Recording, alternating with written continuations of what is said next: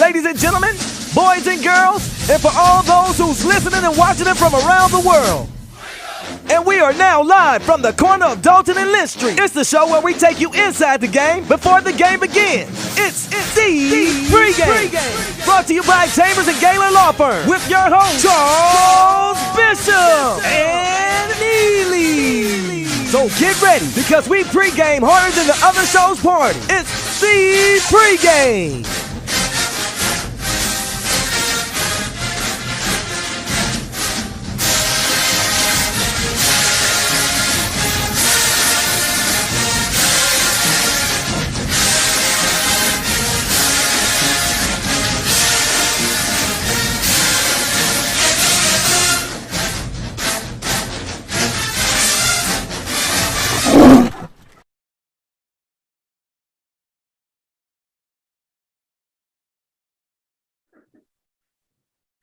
And welcome into the pregame show here on the Black College Sports Network. It is Charles Bishop and Neely. And Neely, we are literally 7 days away from the Orange Blossom Classic. Around this time next week, we're going to have a winner. We're going to have a loser, man. This should be a very interesting next Sunday. Hey, it will be. You're right, Chuck. 7 days away from right about now, probably late fourth quarter to the horn sounding. Tigers will be up. Yeah, Tigers will be up. I might as well just say, we'll sing the school alma mater. We'll enjoy the fifth quarter, and you and I we'll get a steak somewhere. So enjoy a fifth with that steak. There you go. Well, we're coming on this afternoon. We got an opportunity to see the initial episode of Coach Prime, episode number 1, and we got an opportunity to kind of look at the foundation of when Coach Prime first came to Jackson State University. Yeah, it's interesting, Chuck, because we've lived it and we've been around it. We're there for season 1 this spring season. Been there for the summer. Season 2 is actually being filmed right now, during fall camp and going into this upcoming 21 season. But it's refreshing to look back and remember certain moments and what was happening at certain times. And I can tell you this, like the fans really should just stay tuned. New episodes are rolling out each night for the next now 4 consecutive nights. Thursday night will be 2 episodes back-to-back, episodes about 30 minutes long. But it was a good show. I think it was good for the brand of Jackson State University. I think it's good for the student athletes, showing some of their personalities and how that plays into NIL, but also just good for the HBCU space in general. To have a show based on the HBCU football program, sort of like, say, a Hard Knocks is on HBO, and then sponsored by Chevrolet Silverado, someone putting their name behind it. And I wouldn't be surprised, Chuck, right now it is on Barstool, but I think by the time this one ends and season 2 is rolling out, you're going to probably have somebody major pick this up. Yeah, no doubt about it. When you take a look at it, and you mentioned it, it sort of has that Hard Knocks feel to it, if you will. But you get an opportunity to kind of see the personality of some of the players. And you and I, we've done our best to try to bring those personalities out as we've been embedded in camp. And the response has been tremendous. So it's always great for our Jackson State fans to kind of take a look at their players up close and personal. I think this helps you get to know them. You get to know a little bit about them. In future episodes, you're going to learn more about their backgrounds, where they come from, their family, their outlook on the game. Today's episode was just setting the stage. We haven't even gotten to the ice storm yet, which was a major part of week 1 and 2 of our actual football season. So you're going to get into the ice storm. You're going to get into visits from Rex Ryan. There'll be an episode with him coming in and some of those real nuances that were taking place. And you're also going to get into the nitty gritty because, there was a point in that spring season, Chuck, that the wheels started to wobble and the wheels started to come off. And one thing about Coach Prime being the open book that he is, none of that stuff is hidden. So you're going to get the good, bad, and the ugly with these 5 remaining episodes. Yeah, you mentioned it, the good, bad, the ugly. Looking at some of the things in this initial episode, we get the foundation, and foundation it's a movement, a moment, if you will, for some of these young men coming to HBCUs and experiencing the culture for the first time. We take a look at sort of the facilities challenge, which has been sort of a theme, not just with Jackson State, but HBCUs across the board, and to how to sort of overcome some of those things. So it's a really fascinating episode to kind of look at some of those intricacies of playing at a HBCU. Well, I'll tell you this: you can expect, Chuck, some pushback. Coach Prime being that open book. When he was at his opening press conference on September 21st, he said one thing about a spotlight is going to show the beautiful things and it's going to show the blemishes. And he doesn't shy away from the blemishes. So you're going to see some things in future episodes that whether you're a Jackson State fan or a HBCU fan, you go, oh, don't show that. Even the challenges with the practice field, which to his credit, to the credit of our partners at Walmart, the NFL, and others, that has been corrected in less than a year. Now there's a new turf practice field out there. So you're going to see him talk about some things that we got to address. He kind of hinted at in his first episode when he talked about, people have a job, but everybody doesn't want to work.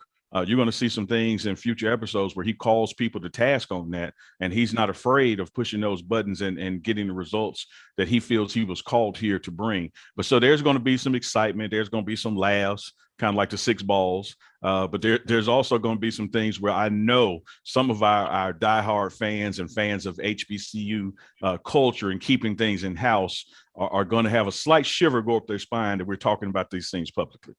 Yeah, and I think you mentioned it, the good, the bad, the ugly, and that is a bit of a tweak to the culture in terms of showing some of the bad and the ugly. So like you mentioned, that is going to cause a little bit of upheaval. Mm-hmm. It will. Again, on that practice field, we don't have a former player that won't tell you that we needed upgrades to our practice field. But it's just something we never talked about publicly, whether that's because everybody else was in the same situation or you kind of hide your warts. You pull your sleeve down over your blemishes and show your best parts. Well, that's just not the Coach Prime style. He is an open book. He puts it out there. And one thing that I'd liked about this episode, I think people are going to see in future episodes, is the relationship that he has with his assistant coaches. You saw in this episode 1, co-offensive coordinator Phillips. Jay Field. He's sticking it to Coach Prime. Like, I guess that makes him Jesus. But they have that kind of relationship, professionally and personal, where Coach Prime allows those assistant coaches to challenge him, to raise questions, to have a different viewpoint. And I think you'll see some of those things come out and some of the challenges that the coaches faced, get to know some of their personalities, which I think will help the fan base, a particularly expanded fan base, understand all the moving parts of this program and how it all comes together to be successful. Yeah, the fan base is definitely expanded. I will say that. When you take a look, and you mentioned Neely relationships, the relationship that he has with his assistant coaches. But one of the things that comes out in this initial episode is his relationship with his sons. Unique situation, and he's mentioned, you can't be any more invested than having not one but both of your sons playing for you. But taking a look at the relationship, coach and dad, from Coach Prime to Shiloh and Shedeur.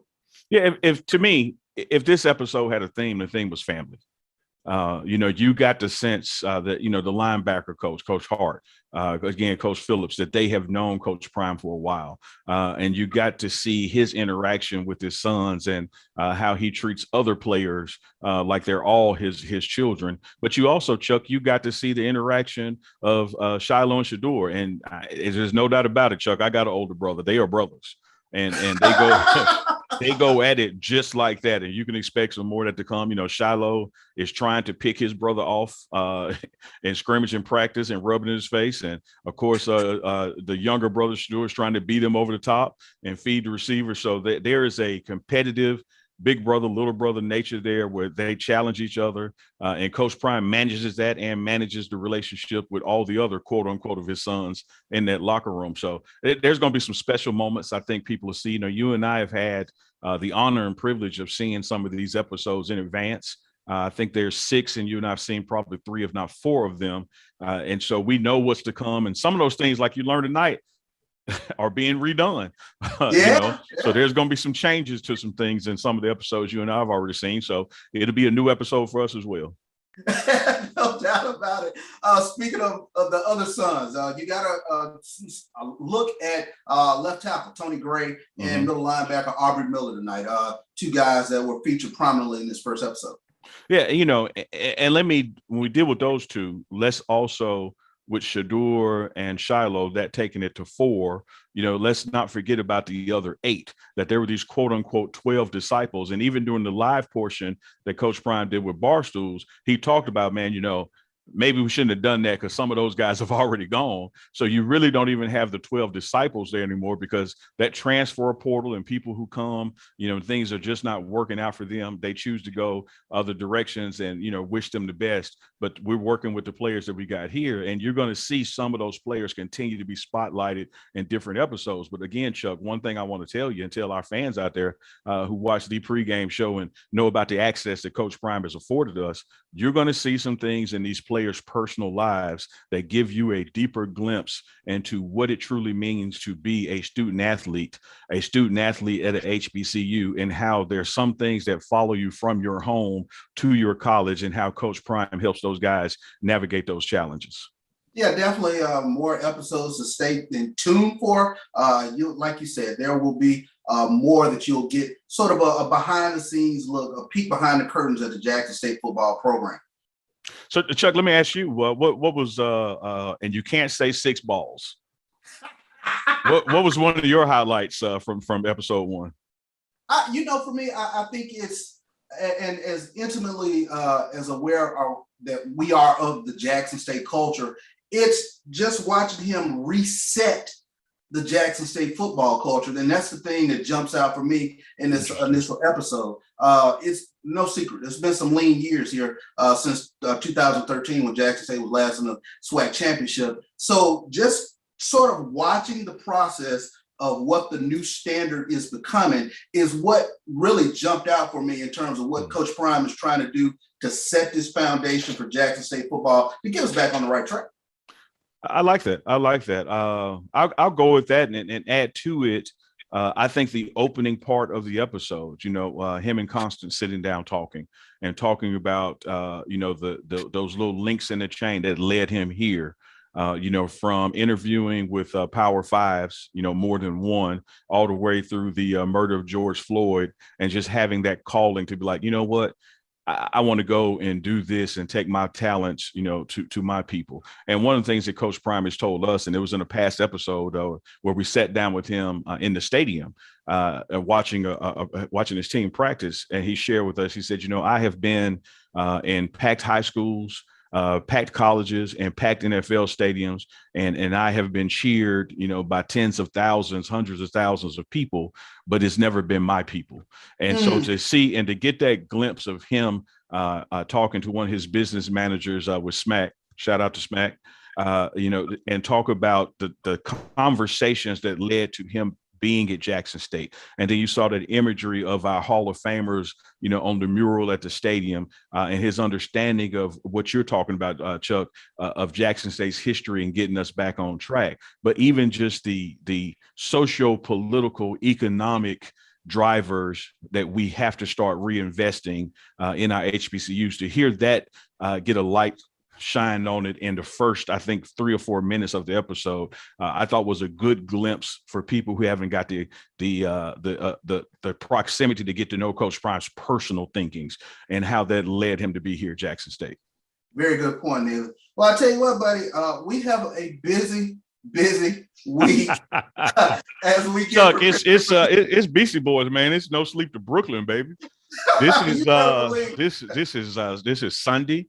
You and I will be in Miami on Wednesday, and we are doing live shows live from Miami with the team, with special interviews Wednesday, Thursday, Friday, Saturday, Sunday, and Monday.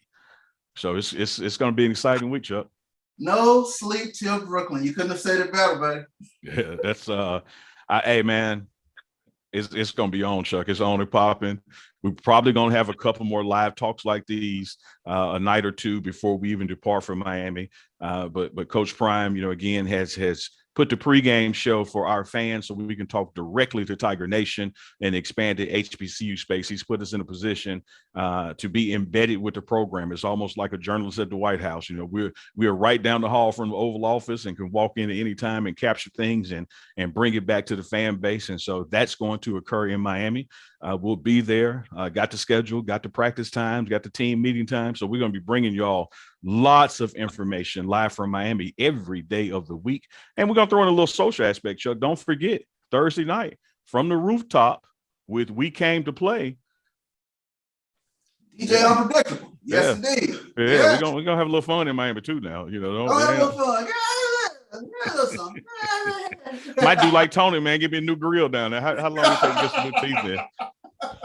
Looking forward to it, man. As always, thank you to our Jackson State fan base and our expanded Jackson State fan base for watching the pregame show. Like, share, subscribe. A lot of content coming your way this upcoming week. Orange Blossom Classic.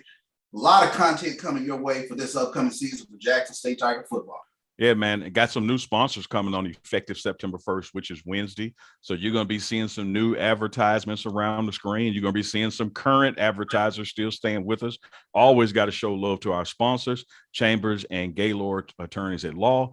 The project architect, Amber Slaughter, never can forget Black College Sports Network. Also the work we do with HBCU Game Day, but there are going to be some other friendly names and faces that are supporting this program for the fall season. So certainly want you guys to go out and do business with them. So, hey man, it's here, Chuck, a week from today, the Orange Blossom Classic. You know, we always knew that the spring season was going to be a real season and that we were playing for a championship and the championship was going to be real. But everybody was really waiting for the fall because you knew that's when Coach Prime was going to have his dogs, his team, getting his systems in place. So it's no more excuses. It's time to see the first test of what we're building and working on. And, you know, it's unlike the NFL, Chuck. There's no preseason in college. No, we start off not only with a SWAC opponent, with a SWAC East opponent, another name brand iconic institution in HBCU space out of Tallahassee, FAMU, take on them in Miami in 7 days. And man, right about now, we would know a winner. Yeah, we will. Yeah, we will. Next Sunday, it's an Orange Blossom Classic. Black college football royalty, the FAMU Rattlers, Willie Shotgun Simmons, Coach Prime, and his Jackson State Tigers. We get ready to rumble in Miami next week. Chuck, I got to ask you this, because you have a special segment coming up this season around the SWAC with Coach Chuck Bishop. When you take us through those weekly schedules and break down those games, that's going to be a special segment coming to the pregame show, its own standalone episode, and also a segment on game day. So shout out to you for all the research that you do. But we are now past week 0, and we had a game week 0, and it was a SWAC game. The MEAC SWAC Challenge with Opt Out University took on North Carolina Central. You talked about the game, but you didn't predict a winner. What are your thoughts having seen the game and the final score? Tremendously impressed by North Carolina Central. They came out, and we have to call it what it is. It was an upset when we last saw North Carolina Central. They were 4-8 on the season. Alcorn, the defending SWAC West champions. But you got to take your hat off to Trey Oliver, North Carolina Central's head coach. The game plan they put together. Davius Richard, North Carolina Central's quarterback. He really took ownership of that game. And North Carolina Central, they rushed for 207 yards in that ball game, really wore down Alcorn in the second half. But I tell everybody, get off the ledge. It's week 1. Nothing is lost in week 1, but you take your hat off. The MEAC now in this MEAC SWAC Challenge, they are 11-4. So the MEAC got something to say. So it is what it is. Yeah, and Alcorn, I'm sorry, Opt Out U just does not do well in Atlanta. You know, you're right, Chuck. The season is by no means over for them. They're in the SWAC West, and that wasn't a SWAC West game. But I will say this. I think that it goes to show, and this is something Coach Prime has been preaching to our young men, that you can't just hit a switch, you know, and Alcorn, Opt Out U has been off for 600 days. And this was their first day back in 600 days. Now, no excuse part, they were facing somebody else who's been off for about 600 days. So, you know, irresistible force meets the immovable object. We're going to see what happens. And we saw what happened. North Carolina Central was able to be dominant. And as you're pointing out, mostly because The offensive line and running game of North Carolina Central was stronger than Alcorn's, opt-out U's defensive line. And what I'm interested in when we get to Miami, we're going to talk about this going – we're going to talk about this more and more, is our improved defensive line, because I think that is going to be the bell cow for how we perform, is the performance of our offensive line and our defensive line week 1. Yeah, the bar wrestling reference, Jackson State right now, they are the unknown assassin, Mr. X, if you will. So we'll see what this Jackson State team will do next Sunday, but tremendous amount of roster turnover. And I think the whole nation is waiting to see what this Jackson State University team really looks like up close and personal. I agree. All eyes on the week 1, 7 days from now. Jackson State University versus FAMU down in Miami for the Orange Blossom Classic. Going to be on ESPN platform, so check it out. But, hey, and Chuck, as we always encourage everybody, this is a new week. Take the time this week to get vaccinated. Encourage someone else to get vaccinated. We're still not out of the woods as it relates to this pandemic. We can still gather safely, practice social distance, wear our masks. But the most important thing we can do to save lives and participate in these sporting events and really help our student athletes with this season is to get vaccinated and encourage someone else to get vaccinated too. And before we tap out of here, Neely, prayers to all in the path of Hurricane Ida. So definitely want to share our love from the pregame show to everyone in the path of this devastating hurricane. Yeah, this is certainly a HBCU corridor, man, coming into, Dillard and Xavier and Southern New Orleans and Southern Baton Rouge, coming up through Mississippi, through Jackson State, and really going all the way to the East Coast. So several of our universities, HBCUs, will be impacted, and people just statewide and across this nation will. So Chuck, spot on, man. Prayers to everybody. Stay safe, stay inside if you can. It's still making its way through the greater New Orleans area, coming into Mississippi. Most of everything in Jackson is closed down for tomorrow, which is Monday. The university is officially closed, so there'll be no activities on campus tomorrow whatsoever. So that's taking a day away from practice and preparation for us on that end. But, we were able to get some stuff in this weekend to make up for that because, you get those forecasts coming. But you said it, Chuck, man.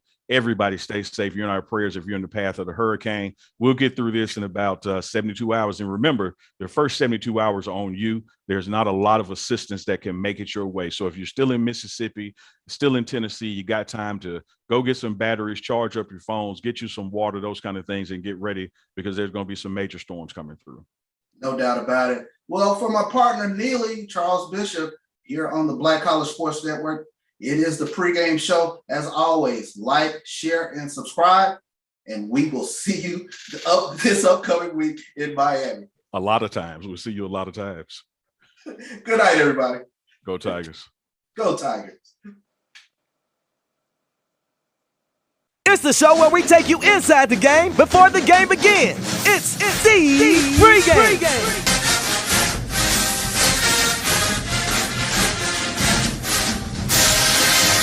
With your host, Charles Bishop and Neely. So get ready because we pregame harder than the other show's party. It's the pregame.